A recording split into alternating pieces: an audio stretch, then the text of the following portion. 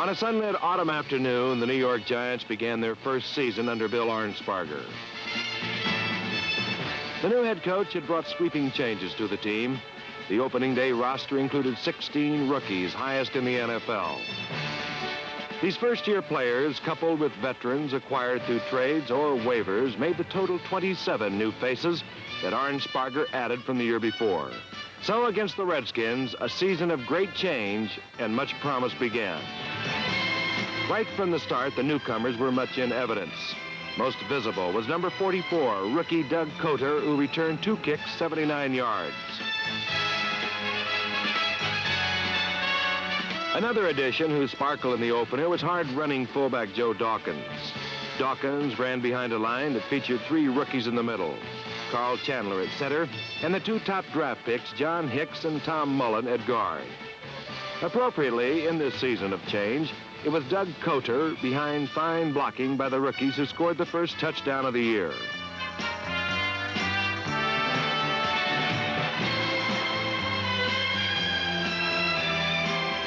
Unfortunately for New York, this was the only touchdown they would score against Washington, but it was nearly enough because of the heroic, hard-hitting performance by the Giant defense.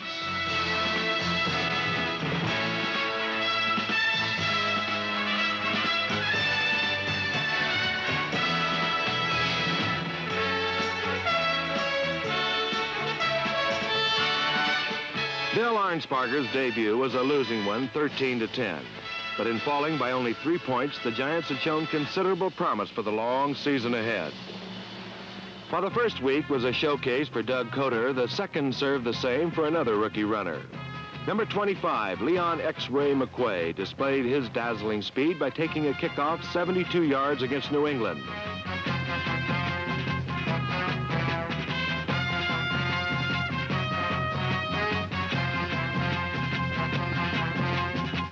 Old pro Ron Johnson had 10 pass receptions while scoring 2 touchdowns as the Giants' offense racked up 20 points.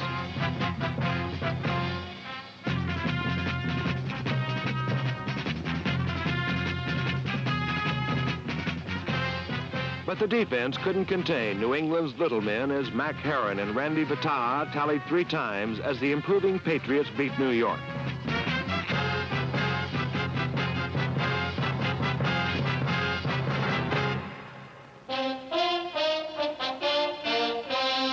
The next week, under a blazing Texas sun, the Giants rang up their first win of the Arnsparger regime. The attack scored only 14 points, but it was all that was needed as the defense roughed up Roger Staubach all day long.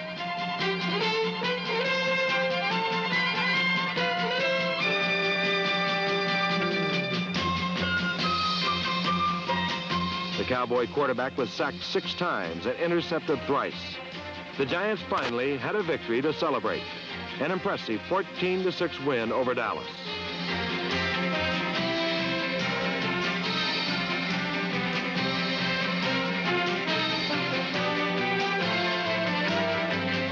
In Game 4 against Atlanta, defense again dominated. The New York secondary stole 3 passes for the second straight week.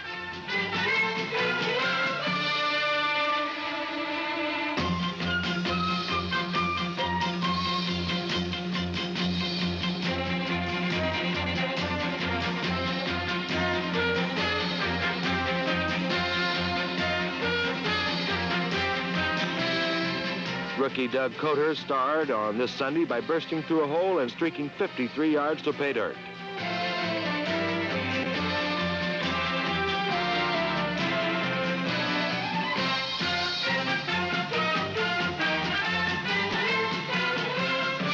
Cotter ran for 119 yards on the day, but a third-quarter interception by Ray Brown broke a tie and Atlanta won.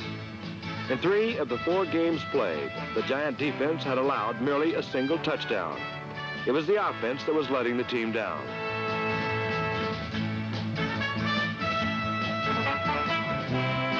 Against the Eagles the next week, Doug Cotter continued his fine running.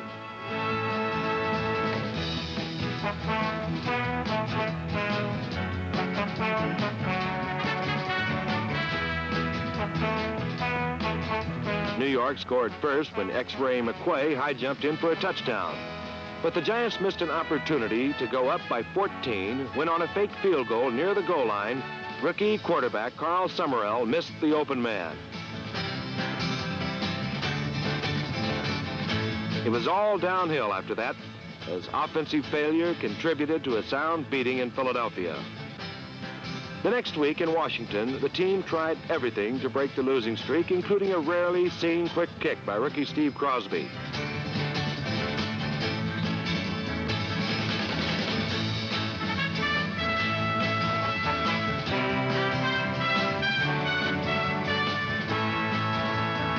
However, the offense could muster only a single field goal by Pete Gogolak, and the losing streak continued. So the team's great promise, which had appeared ready to bloom brightly in the fall, had now withered in winter. New York had lost 5 of his first 6 games. Dallas was the next opponent. Bent on revenge, the Cowboys permitted only 1 touchdown, and the Giants' aggressive defense scored it. Roy Hilton, escorted by half his teammates, romped 71 yards with the football.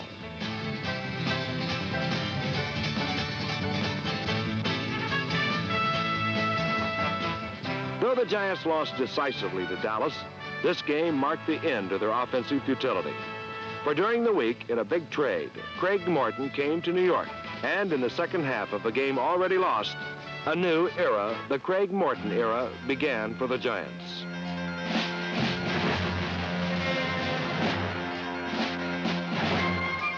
New York now had the quarterback it so desperately needed. And from the start, the 10-year veteran showed his experience and rifle arm would make a difference in the team's heretofore meager air attack.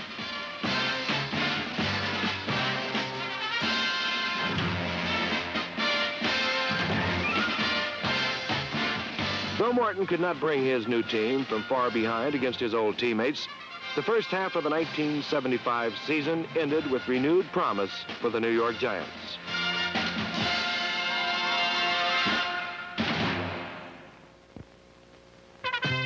Craig Morton made his first start a winning one as he passed for 256 yards and 2 touchdowns against the Chiefs in Arrowhead Stadium.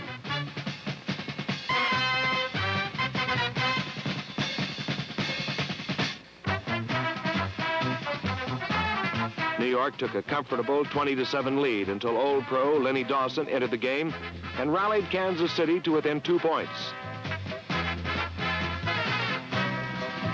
But with 4 minutes left on a 3rd and short yardage situation, Morton made a brilliant call.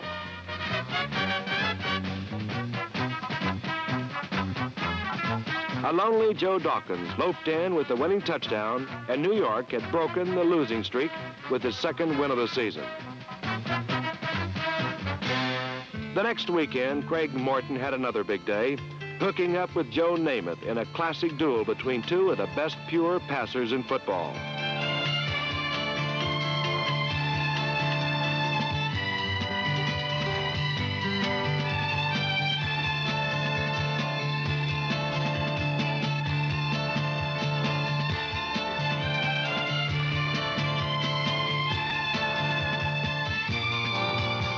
Morton hit on 21 of 32 and had his team in the lead until late in the final period when Namath surprised everyone in the ballpark, including his own teammates.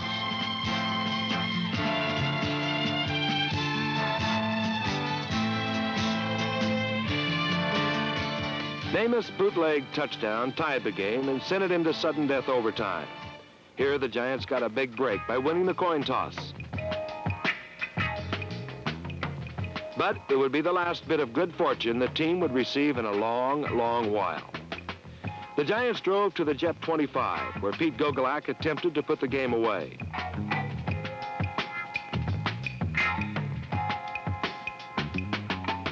In a controversial call, the officials ruled Gogolak had missed by inches, and the Giants' opportunity was gone. On the next series, with one flick of his wrist, Joe Namath won the championship of New York.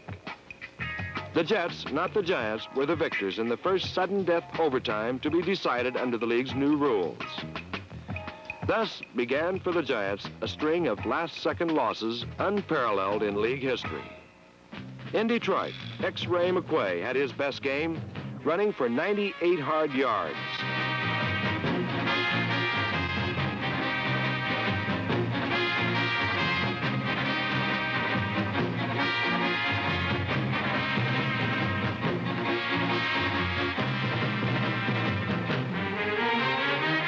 Pete Gogolak redeemed himself by kicking for 4 field goals to give his team a late fourth quarter lead.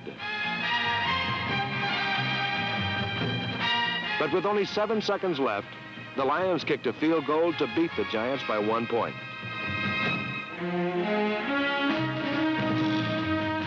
The next Sunday, back home against the Cardinals, Craig Morton had another big day throwing the football. Morton matched Jim Hart pass for pass in a game that seesawed back and forth.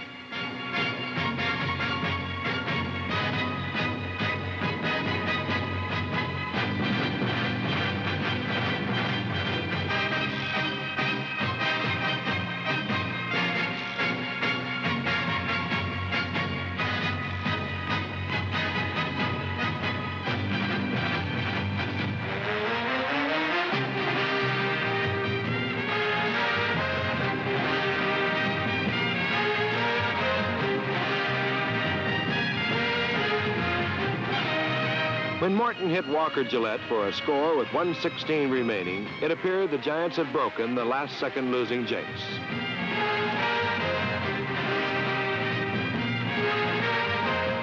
But St. Louis rallied, and with just 3 seconds left, won the game. The last-second lightning continued.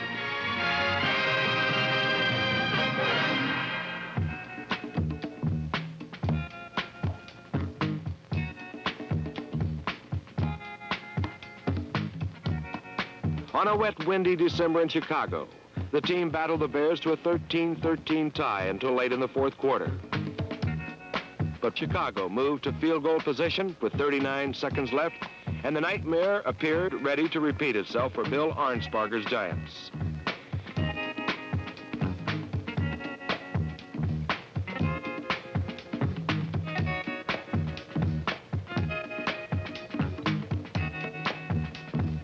In one of the most painful periods in the team's history, they had suffered a 4th successive last-second loss.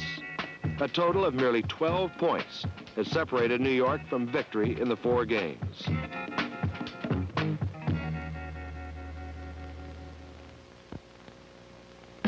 Despite the unprecedented string of close defeats, the Giants' defense remained the team's major strength.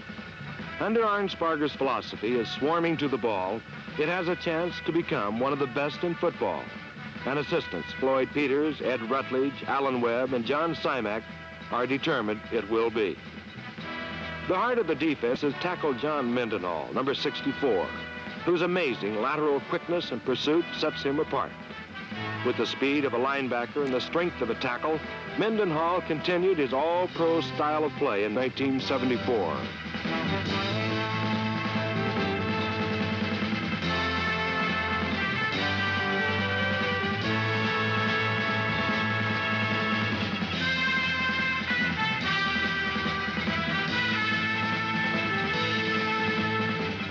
At right end is 6'5" Jack Gregory, as strong as he is large.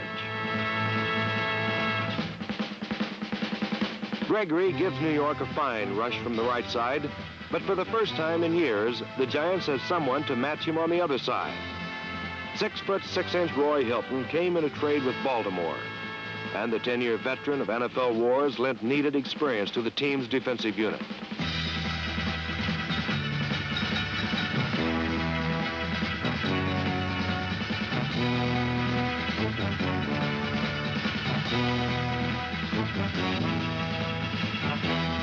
With the huge Hilton at one end and Gregory at the other, Arnsparger is able to employ Mendenhall in the middle of a 3-man line, where his strength paved the way for the ends to pinch in from the flanks.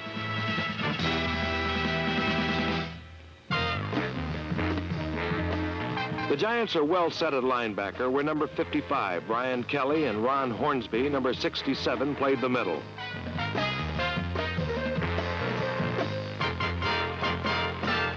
Hornsby began the season at the position and performed well, But he gave way to injury, then had a tough time returning because of the heady play and tough tackling of Brian Kelly.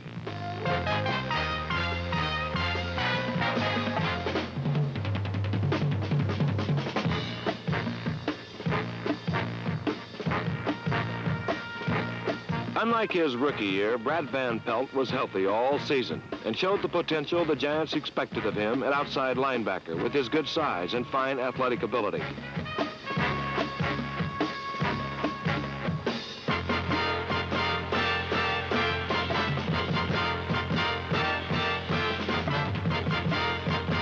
The experienced man at the position, of course, is Pat Hughes, the Giants' defensive signal caller.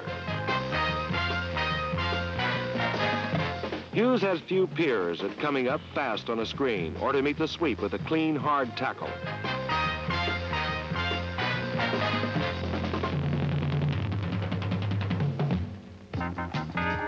In the secondary, New York depended on two veterans, Spider Lockhart and Pete Athas. The free-wheeling Athas, number 45, made his fourth season his finest as a Giant.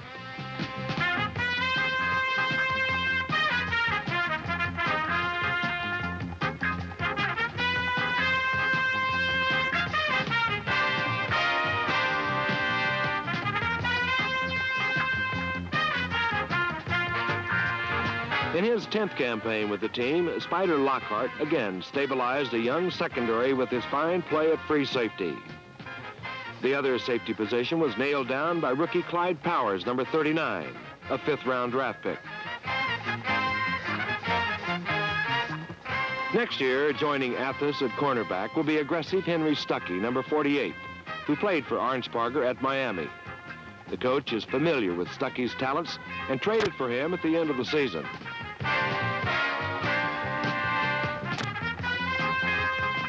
Yet another candidate for employment in the Giant defensive backfield will be All-American Robert Giblin from the University of Houston. Giblin was the Giants' fourth-round draft choice. The unit that pleased Arnsparger the most the past season was the special teams. No touchdowns were made against them, and they recorded several blocked kicks and recovered fumbles with their excellent coverage. In fact, the special team was so special, Arnsparger rewarded them by introducing the unit individually before the final game. Its members are Mickey Zofko, Bobby Brooks, Rick Dvorak, Honor Jackson, Andy Selfridge, and Rookie of the Year punter Dave Jennings, who ranked fourth in average, kicked four to the coffin corner, and displayed fine acting ability to boot.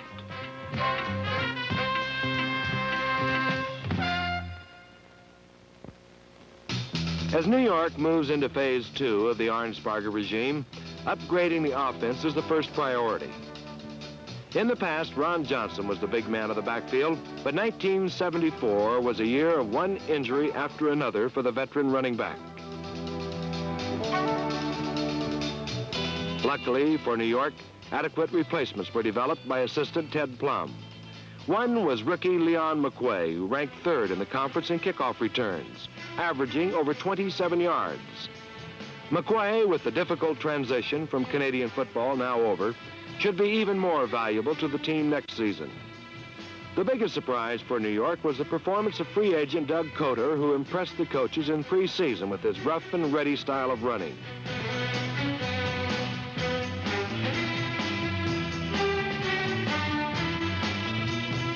Coder continued to impress right through the regular schedule with his deceptive speed and knack for finding daylight.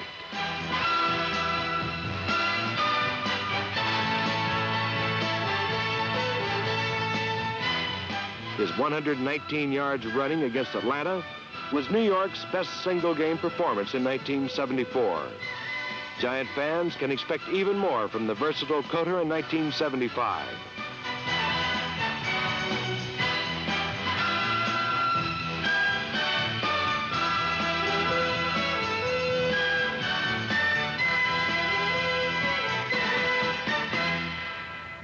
The trade that brought Joe Dawkins to New York was one of the finest in years. At 225 pounds, Dawkins is a quintessential fullback, a lethal blocker, and superb inside runner.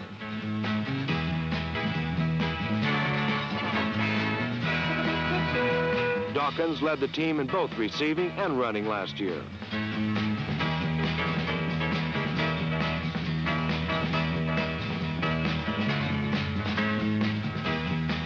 In the beginning, the wide receivers were number 27, Bob Grimm, and number 85, Don Herman. But under assistant coach Hunter Innes, rookie Ray Rhodes, number 82, developed rapidly as the season progressed. And Walker Gillette soon became a regular.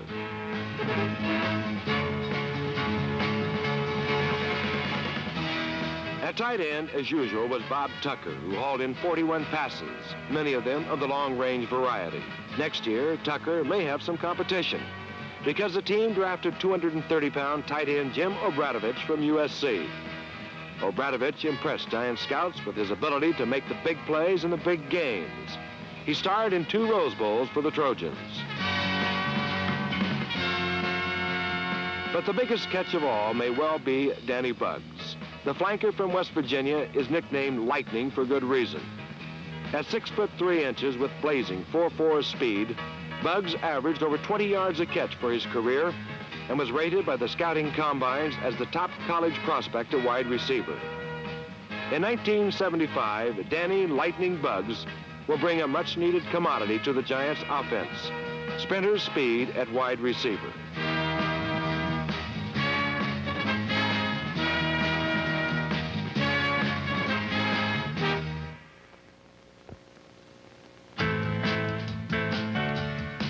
No position received more attention from the coaching staff than the offensive line, the foundation of any team's attack. Arnsparger's first 2 draft choices were linemen, and the improvement of this unit was evidenced by the fact that only 4 teams in the entire NFL offered better passing protection for their quarterback.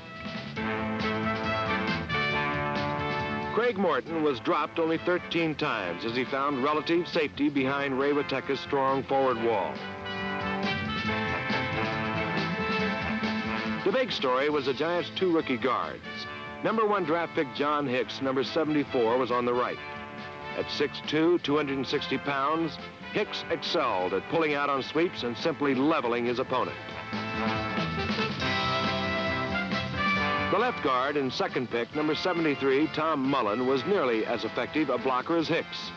But the youngster from Ohio State was so special, he was named Rookie of the Year. The first time in the 20-year history of the award, it went to an interior lineman. But in no way was Tom Mullen outshone. With his quickness and size, he too was named to the all-rookie NFL team. With the 2 outstanding rookies at guard, the Giants should be set at that position for many seasons to come. However, the search for talent on the line continues. And in this year's college draft, the Giants feel they found a young bull moose tackle to team with Mullen and Hicks. To begin the second round, the New York Giants select Al Simpson, tackle, Colorado State.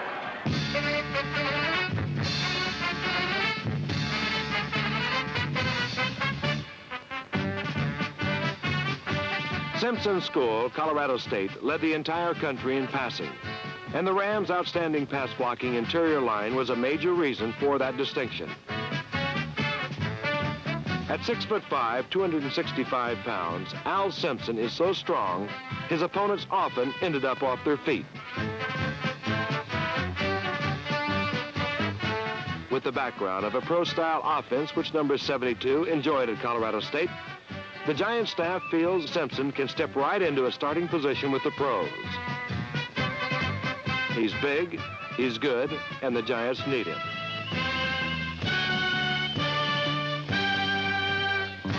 While Simpson was the Giants' number 2 pick, in essence, Craig Morton was their number 1. It was well spent. Morton has all the credentials, the size to shake off tackles, and the mobility to roll out of danger and still complete his pass.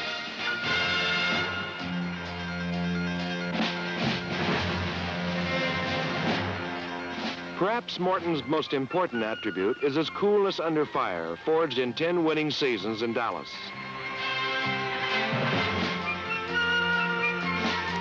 Most of all, he has a classic throwing motion, the quick release, and the strong arm to uncork the bomb.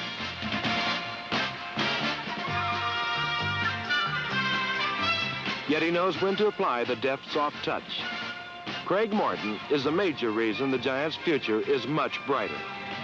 There are others, of course, as Bill Arnsparger prepares for the second stage of the new regime. The solid defense, revamped offensive line, a promising draft, and the added year's experience for the 16 rookies already on the roster. It should all enhance a rebirth of the Giants' winning tradition as they move to Phase 2 of reconstruction in 1975.